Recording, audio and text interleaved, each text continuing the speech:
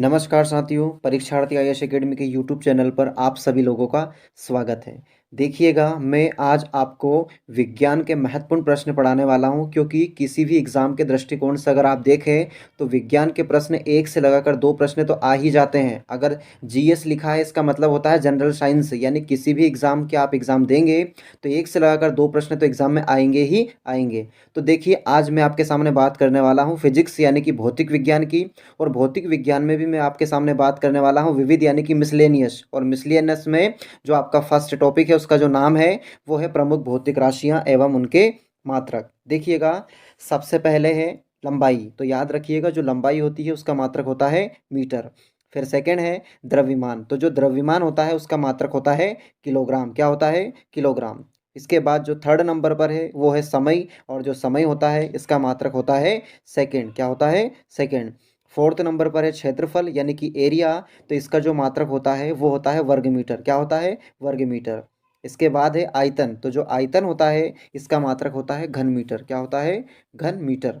इसके बाद है घनत्व। तो घनत्व का जो मात्रक होता है वो होता है किलोग्राम प्रति घन मीटर। इसके बाद वेग यानी वेलोसिटी। तो वेग का मात्रक होता है मीटर प्रति सेकंड। इसके बाद चाल। तो जो चाल होती है उसका मात्रक होता है मीटर प्रति सेकंड। अब आगे देखिएगा, फिर है बल। तो याद रखिएगा, बल का मात्रक होता है न्यूटन। क्या होता है? न्यूटन। इसके बाद होता है त्वरण। क्या होता है? त्वरण। तो त्वरण होता है एक्सिलरेशन, जिसका मात्रक होता है मीटर प्रति सेकंड का स्क्वायर। नेक्स्ट क्या होता है? दाब यानी प्रेशर। तो दाब का मात्रक होता है पास्कल। क्या होता है? पास्कल। इसके बाद है कार्य यानी कि वर्क। तो कार्य का मात्रक होता है न्यूटन मीटर। लेकिन बात ये होती है कि जो कार्य है इसकी अवधारणा सबसे पहले जेम्स प्रेस्कट जूल के द्वारा दी गई थी, इसलिए उन्हीं के सम्मान में कार्य का मात्रक रखा गया जूल। क्या रखा गया? जूल। नेक्स्ट ऊर्जा यानी कि एनर्जी। तो ऊर्जा का मात्रक होता है जूल। क्या होता है? जूल। इसके बाद है शक्ति यानी कि पावर। क्या है? पावर। तो शक्ति का मात्रक होता है जूल प्रति सेकेंड, या शक्ति की अवधारणा सबसे पहले जेम्स वॉट के द्वारा दी गई थी, इसलिए उन्हीं के सम्मान में शक्ति का मात्रक रखा जाता है वॉट। इसके बाद में है ताप यानी टेम्परेचर। तो ताप का जो मात्रक होता है वो होता है केल्विन। क्या होता है? केल्विन। उसके बाद में है उष्मा। क्या है? उष्मा यानी हीट। इसका मात्रक होता है जूल। क्या होता है? जूल। इसके बाद अगला है विशिष्ट उष्मा। क्या है? विशिष्ट उष्मा। तो विशिष्ट उष्मा का जो मात्रक होता है वो है जूल प्रति किलोग्राम। क्या होता है? जूल प्रति किलोग्राम। इसके बाद है विद्युत धारा। क्या है? विद्युत धारा। तो विद्युत धारा का जो मात्रक होता है वो होता है एम्पियर। क्या होता है? एम्पियर। इसके बाद है विद्युत ऊर्जा। क्या है? विद्युत ऊर्जा। तो विद्युत ऊर्जा का मात्रक होता है किलोवाट घंटा। क्या होता है? किलोवाट घंटा। इसके बाद है विद्युत प्रतिरोध। क्या है? विद्युत प्रतिरोध यानी रेसिस्टेंस। तो इसका मात्रक होता है ओम। क्या होता है? ओम। इसके बाद है विद्युत आवेश। क्या होता है? विद्युत आवेश। तो विद्युत आवेश का जो मात्रक है वो है कुलम्ब। क्या है? कुलम्ब। इसके बाद है विद्युत विभव। क्या है? विद्युत विभव। तो विद्युत विभव का जो मात्रक होता है वो होता है वोल्ट। क्या होता है? वोल्ट। इसके बाद है विद्युत धारिता।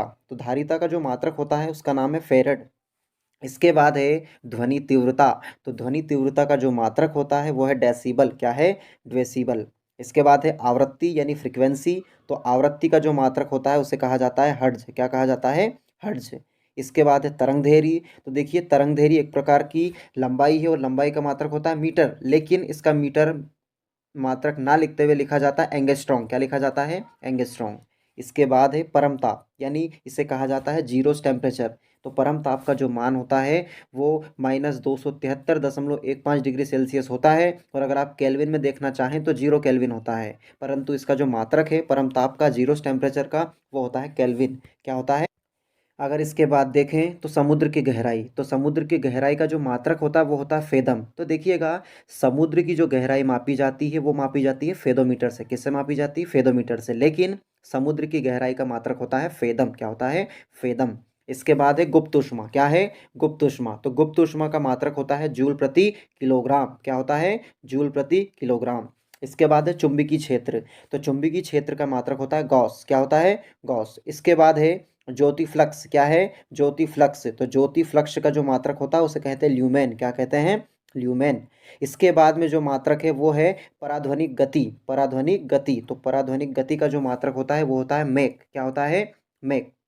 इसके बाद तरंग लंबाई। तो तरंग लंबाई का मात्रक होता है मीटर। क्या होता है? मीटर। इसके बाद है लेंस की क्षमता। तो देखिएगा, लेंस की फोकस दूरी के व्युत्क्रम को ही कहा जाता है लेंस की क्षमता, इसलिए लेंस की क्षमता का जो मात्रक होता है उसे कहा जाता है डायोप्टर। क्या कहा जाता है? डायोप्टर। यहाँ से एक प्रश्न और बनता है कि धूप में पहने गए जो चश्मा रहता है उसकी क्षमता क्या होती है? तो उसकी जो क्षमता होती है वो होती है जीरो डायोप्टर। क्या होती है? जीरो। इसके बाद है पृष्ठ तनाव, जिसे सरफेस टेंस बोलते हैं, तो इसका मात्रक होता है न्यूटन प्रति मीटर का स्क्वायर। इसके बाद है विभवांतर, तो विभवांतर का जो मात्रक होता है उसे कहते हैं वोल्ट। क्या कहते हैं? वोल्ट। इसके बाद है जड़त्व आघूर्ण, तो जड़त्व आघूर्ण का मात्रक होता है किलोग्राम वर्ग मीटर। क्या होता है? किलोग्राम वर्ग मीटर। इसके बाद है खगोलीय दूरी, तो खगोलीय दूरी का मात्रक होता है प्रकाश वर्ष। क्या होता है? प्रकाश वर्ष। इसके बाद है श्यानता, तो श्यानता का मात्रक होता है न्यूटन सेकेंड प्रति मीटर का स्क्वायर। इसके बाद है चुंबकीय फ्लक्स, तो चुंबकीय फ्लक्स के दो मात्रक होते हैं, पहला मात्रक वेबर और दूसरा मात्रक मैक्सवेल। इसके बाद है विद्युत क्षेत्र की तीव्रता, तो विद्युत क्षेत्र की तीव्रता का मात्रक होता है न्यूटन प्रति कूलाम। इसके बाद अगला है वायुमंडलीय दाब यानी कि एटमॉस्फेयर प्रेशर, जिसका मात्रक होता है 12। इसके बाद है चुंबकीय तीव्रता, जिसका मात्रक होता है टेस्ला। इसके बाद है चुंबकीय प्रेरण, जिसका मात्रक होता है गॉस। इसके बाद है तली कोण, जिसका मात्रक होता है रेडियन। इसके बाद है ठोस कोण, जिसे घन कोण भी कहते हैं, और इसका मात्रक है स्टेरेडियन। और आखिरी प्रश्न है कोणीय वेग, जिसका मात्रक होता है रेडियन प्रति सेकेंड। धन्यवाद। आप सभी से उम्मीद है कि आप लोगों को वीडियो पसंद आया होगा।